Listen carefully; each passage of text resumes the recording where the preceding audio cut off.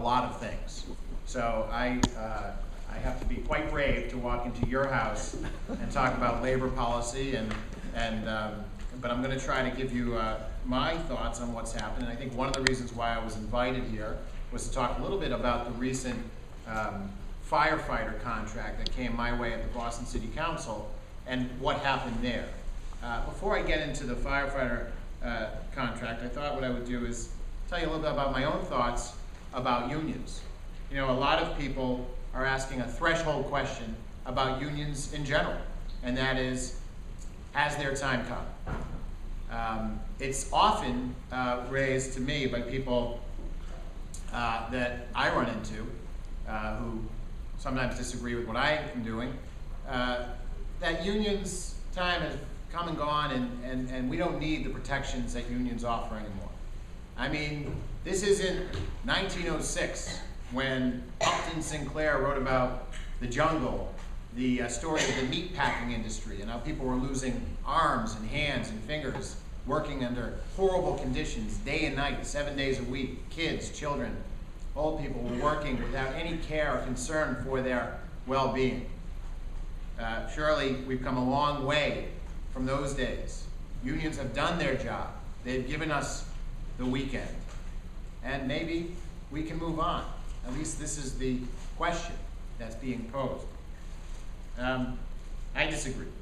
I believe that it's harder today to make it in America than it's ever been. I believe if you're poor or middle class in America, your best shot at getting ahead, getting a good paycheck, getting an increase in your salary from time to time, putting your kids through school, putting food on the table, getting any just benefits or compensation, your best shot's going to be through a union. And I believe it's harder and harder to get that shot. These are the real average hourly earnings from 1964 to 2005, held constant for inflation. And in the background, you see the presidencies during those periods. You know, in the 60s, there was an appreciable increase in real hourly earnings, but for the most part, and obviously there was a decline under Bush and Reagan, and an increase under Clinton. But for the most part, wages have hovered around $8 an hour for decades when held constant. So you could spend an entire career working in a factory or working in an hourly wage, and you got pay increases, but factored out for the cost of living, you actually didn't earn a penny more than when you went in there 30, 40 years prior. This is the percent of wealth that's controlled by the top 1% from 1965 to 2010. Again, you see some dips and nuances during different presidential administrations. You see it going up precipitously under Ronald Reagan and starting to decline under Bill Clinton and then going right back up under George Bush. But what you do see here is a general increase of wealth being concentrated among the 1% owning 30, I think that's about 35%, it got cut off on this screen, 35% of our country being owned by the top 1%. And this doesn't seem to be going down, and it's been going up for decades. And of course, all of us, it's fresh in our mind, the recent bailout that corporations in America have received during the most recent economic crisis, the largest economic crisis of most of our lifetimes. And these companies, GM, AIG, Citigroup, Bank of America, Wells Fargo, JP Morgan, GMAC, Chrysler, Morgan Stanley, Goldman Sachs, they all have CEOs, and their CEOs, the year before, received some pretty good compensation, average about $22.5 million. That was the average take-home pay of the CEO.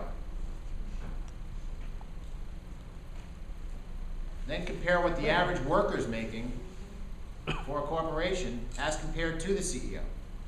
Back in the 60s, if you were working in a company, your boss, the CEO, he made about 24 times what you made. If you took home $30,000, he took home $30,000 times 24. Today, your boss makes about 250 to 300 times what you're making. If you're taking home 50,000, he's taking home 50,000 times 300. As Professor Bluestone showed you, union membership's declining. This is the ratio of union membership in America since '64 to present. It used to be that 1 in 3 Americans were working Americans were part of a union. Today it's about 1 in 8, about 12%, 14%. It's a stat you had. I trust your numbers more than mine, my friend. Same numbers. But this all tells me that the decrease of unions is not a good thing for America. It's certainly not a good thing for the middle class or the poor. And it is something that we are going to lose as a country, and I think we will feel it as a result of, and I think the people who feel it most are we, the people who are the middle class and the poor, for the most part. I'm going to make my way to municipal governments, but one quick anecdote of what Professor Bluestone said. I think he said that management is often to blame, and unions are often to blame. But I believe that people who paint the brush and say that all unions are the cause of a particular problem, I totally reject that, whether it's in municipal government or whether it's in private enterprise. The greatest example of this is the Fremont motor plant in Fremont, California. This was the greatest example of the worst performing workforce in General Motors history. This is a factory that was opened from 1962 to 1982. At the time of its closure, according to the United Auto Workers Union, the Fremont employees were considered the worst workforce in the automobile industry in the United States. Employees drank alcohol on the job, were frequently absent, enough so that many production lines couldn't be started given in a given workday. And they even committed petty acts of sabotage, such as putting Coca-Cola bottles inside door panels so that they would rattle to annoy customers. In 1984, the new United Motor Manufacturing, Inc., NUMMI, reopened the Fremont plant as a joint venture between General Motors and Toyota. The new management rehired almost all of those very same workers who had previously worked in the plant. I think 99% of those who were on the assembly line came right back to the same assembly line. The difference was that management took a significant interest in their training, and they even flew some of these employees, all of these employees, large portions of these employees, to Japan to teach them the latest in automobile manufacturing. NUMMI took over the plant in 1984. By December of 1984, after initiating some of these training mechanisms, the NUMMI plant in Fremont was producing cars with as few defects as the leading companies, not in America, but in Japan. And they were head and shoulders above the American car manufacturing plants throughout America. This is a classic example where you can't turn around and blame a union for bad output and bad decisions. It certainly takes two. It often can even take just one, good management stepping in and working with a willing and an eager workforce. This is the city of Boston. This is the world I know a little bit more about. And this is our operating budget. It's $2.45 billion. And as you can see in the red, 71.7% of our budget goes into people. It's pensions, it's healthcare, and it's salaries. We're in the people business, and many companies, many enterprises, many academic institutions look like this. And so it's very important that in a workforce where the majority of the workforce are union, that the benefits and the packages and the salaries and the work rules that are created, they live and die with the negotiations that occur between management and unions. And the way it works in the City Hall is the mayor has an administration. His administration sets up a team to negotiate with the head of a union. Richard Stutman's the head of the teachers union, so he'll sit down with management from the teachers, from the school department, and they'll negotiate a contract. And that happens 41 times. We have 41 bargaining units in the city of Boston. One of our biggest expenses is healthcare. Now this is a frightening statistic, and Professor Bluestone showed you the state version. This is the city version. Right now in the city of Boston, if you gave me $1, 12 cents of every dollar is going to pay just for the health care of our employees. Not their salary and not for anything else, just for their health care. The rate of health costs have increased just since fiscal year 2001 by 143%. That same rate of all other city spending, salaries, pensions, everything else, has increased by 35%. At the rate we're going, we are going to eat our budget. We cannot continue at this rate. Some cities have done something called, they've joined the GIC, which is a state insurance fund. Out of the 351 cities and towns, only 19 have joined the GIC. Quincy joined, Springfield and Brookline, they've all joined. The packages that you get on the GIC, the state insurance, are not as robust as the package you currently get working for the city of Boston as a teacher, as a police officer, as a firefighter, as a city councilor. The GIC pays, has it so that the employees pay 35.7% of their total health care costs. The national average of all industry is 36.4%.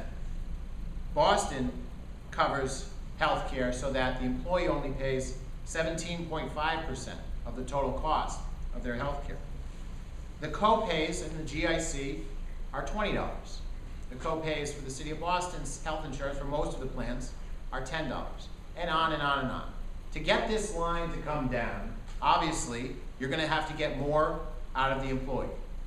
What the state insurance does is it basically does that.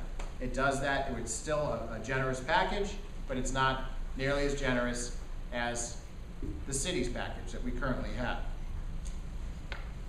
Recently, the unions in Boston all agreed to go from 10%, they're actually only paying 10% of their health care, to 15%. So now, I believe almost all unions in the city of Boston are now paying 15% of their health care, of their total plan, as opposed to 10% just a year or two ago.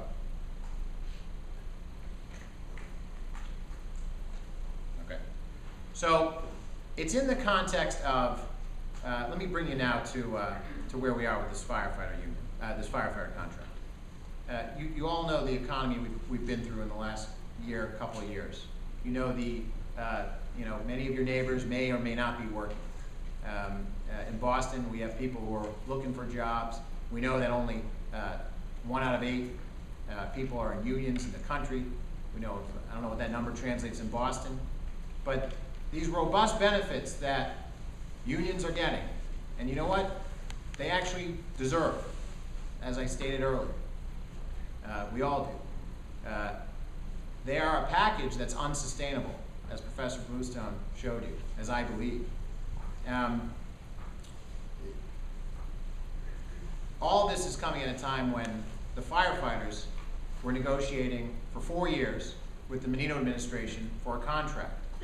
And it was hotly contested. As Dukakis remembers, people would show up in front of, and protest him, and it made his re-election, actually defeated him in round 1. Well, the same has been happening for the last 4 years in the city, where the mayor has been defeated by the firefighters, but he's certainly been fighting with them for quite some time. And it's been contentious. And it's been so contentious that when the president of a union and the management at City Hall can't come to terms, they go to somewhere called an arbitrator. Now, not all unions go to arbitrators. Only several of them go to arbitrators. But firefighter is one of those unions. When negotiations break down, you go to a panel of 3 people. The 3 people are: the administration has their representative, the union has their representative, and then the third is a neutral party. And there's a whole complex world where they choose who, you put out 5 people, I put out 5 people, you get to cross out 4 of my people, I get to cross out 4 of your people, and that's how the arbitrator is chosen on either side.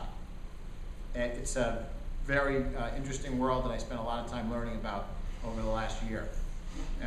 This is what landed on this was the, April 10th. This is what people woke up to in Boston. April 20th. Basically showed a 19% pay increase over a 4-year contract. Now, even how this article came to exist was interesting. The mayor's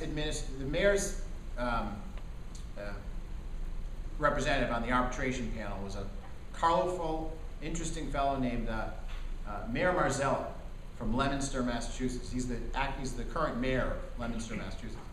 And during a heated discussion when final details were being rolled out, everyone's kind of responsible for waiting and letting the arbitrator, the chair, come out with a decision and send it out with a full explanation. Well, apparently he snuck the piece of paper that had some of this information written in it out of the room and faxed it over to City Hall. And so they were out in Albany because one of the arbitrators had just had an operation and couldn't move. And while they were in the air, and by the time they landed the plane, this was being printed in the Boston Globe. And when they touched down at Logan, this was already on the newsstands. So even how this came to be, it was quite contentious.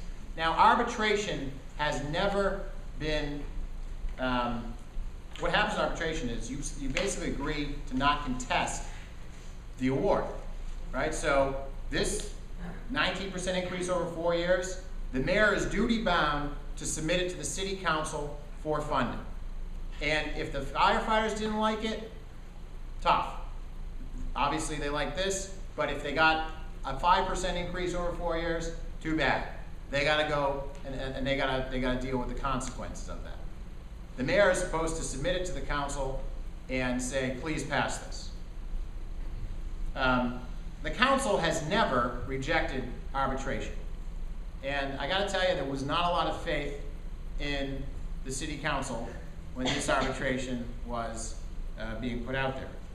I stepped on my own punchline, but this is what the headlines were saying.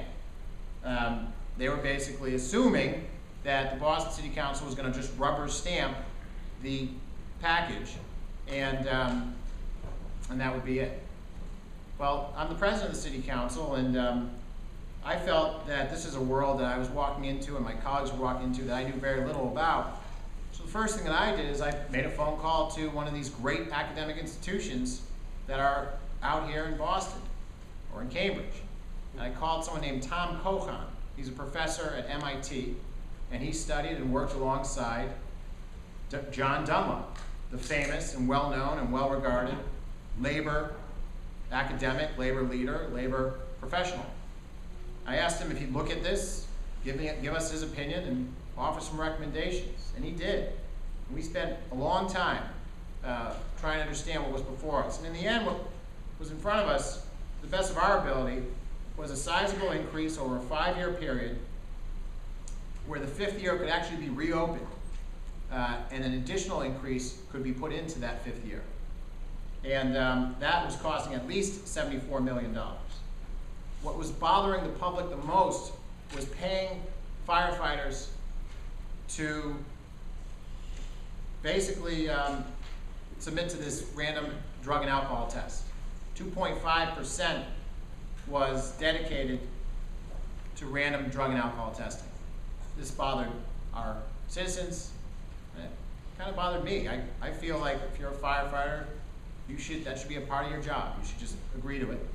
Their argument was that the other bargaining units were getting compensated for that. And this issue of parity, what the other guy got, is a big issue. Make no mistake. They know what the police get, and they know what the fire get, and they know what the teachers got. They all know what each other are getting, and when they go back to the bargaining table, they use what the other person got to get compensated for what they think they deserve. The other thing that was particularly dangerous about this particular package was that it was starting fiscal year 2011 with a 2.5 raise. And as I just said, if the firefighters were going to get a 2.5 raise, then that would mean that the police would get a 2.5 raise, and the teachers would get a 2.5 raise, and. And we didn't have the money to do that. And we don't have the money to do that. So, myself and a few others said that we can't fund this. We can't fund this package, and we can't support this initiative unless there are sizable concessions made by the firefighters union. I already told you about our sister cities who were negotiating with their unions to lower their health care, Quincy, Brookline, Springfield. Well, across the country, firefighter unions, teachers unions, all sorts of municipal unions were taking voluntary concessions throughout the country because they were aware of this economic collapse. They were aware of the fact that municipal budgets were laying off workers. They were aware that this couldn't be afforded by taxpayers, by government, by local cities and towns. San Francisco, police department and fire unions there agreed to give up 8% in what they were already promised wage increases over a 2-year period, saving $8.5 million. In Elk Grove, California, the teachers union agreed to a 1% to 2% pay cut, in addition to higher co-pays, furlough days, and no bonus, saving $4 million. In Ann Arbor, Michigan, the fire union agreed to a 4% pay cut. In Quincy, the teachers union agreed to postpone their 4% scheduled raise for 1 year, saving $2.3 million. And. All across the country, unions were doing what Professor Bluestone was talking about. Realizing they had a stake in this game, realizing that they too had to figure out how to get through this economic crisis.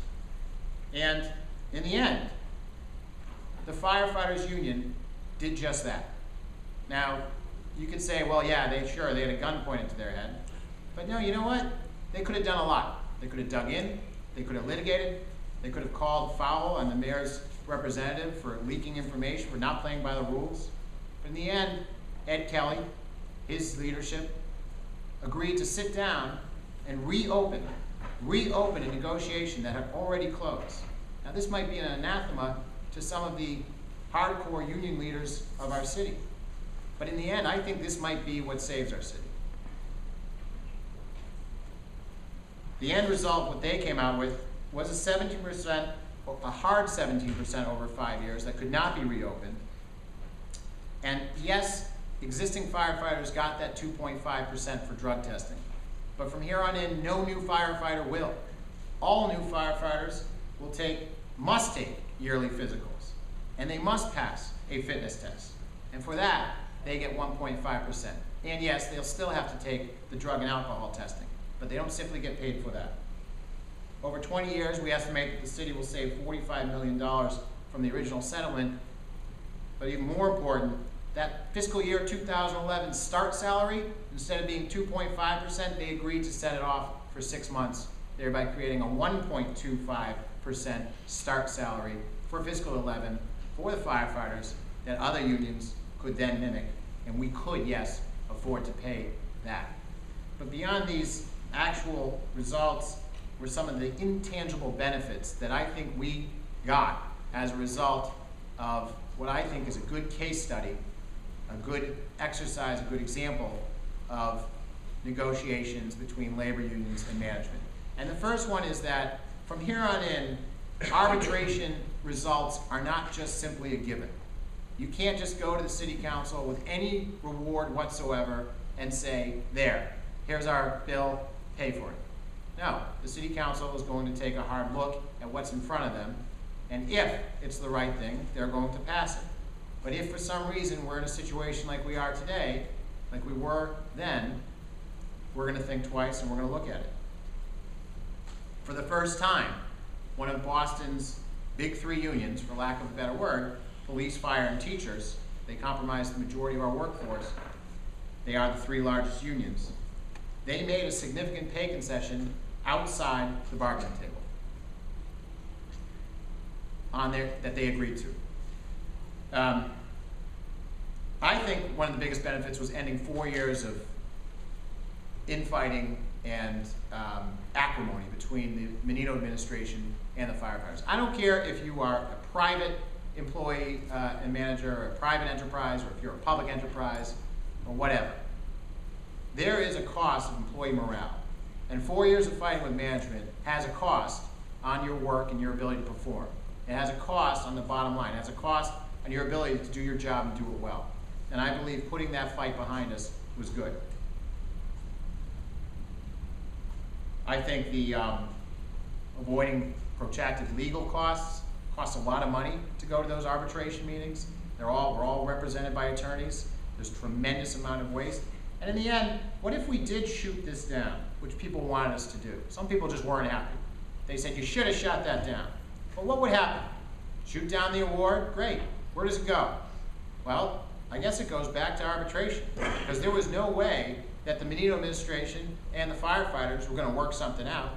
There was no way that the firefighters were ever going to let go of the fact that they were entitled to that, but the administration might have poisoned the well on the funding of that award, or whatever they're going to allege in court, and this thing would either go to court or go back to arbitration. So let's say it goes to arbitration. When does it come back to us? 3 years from now? 4 years from now? So now what are we looking at? A 7-year dispute between the firefighters and the administration. By then, maybe it would be $150, $180 million, $200 million that we're supposed to fund. It would just never end. Ending this had value, and ending it on those terms that I just showed you had value too. I believe that it is a model. I believe that in the end, the firefighters were happy with what they got. The administration was happy with what they got. I think for the most part, the taxpayers thought we did the right thing. And I think as we move forward, we can learn a lot from where we are right now as a country, economically, as a city, economically, and know that we are going to have to go in this together. With that, I'm going to turn it over to Richard Stutman, the president of the Boston Teachers Union.